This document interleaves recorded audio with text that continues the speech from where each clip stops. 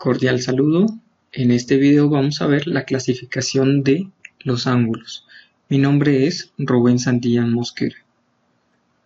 Vamos a empezar por la clasificación de los ángulos según la medida de cada uno de ellos. Tenemos el ángulo agudo que mide menos de 90 grados. El ángulo recto mide exactamente 90 grados. El ángulo obtuso mide más de 90 grados, pero menos de 180 grados.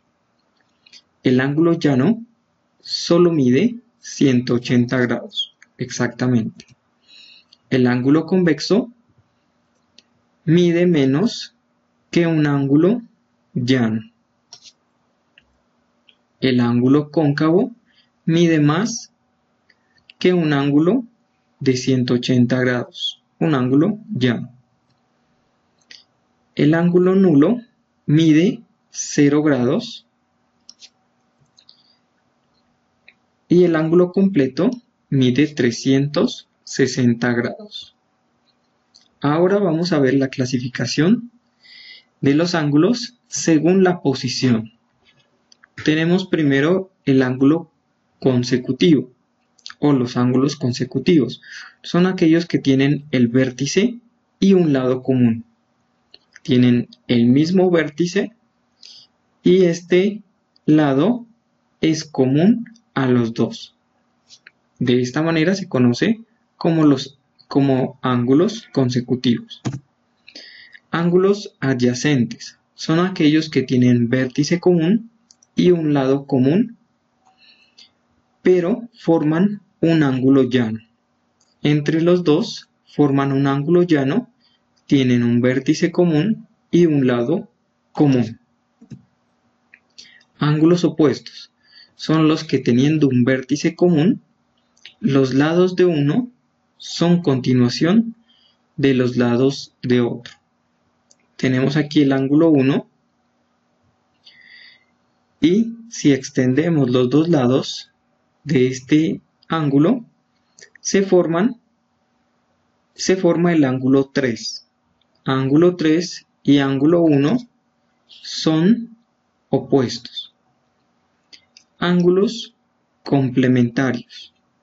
Dos ángulos son complementarios si entre los dos suman 90 grados. De aquí en adelante empezaremos la clasificación según la suma de los ángulos.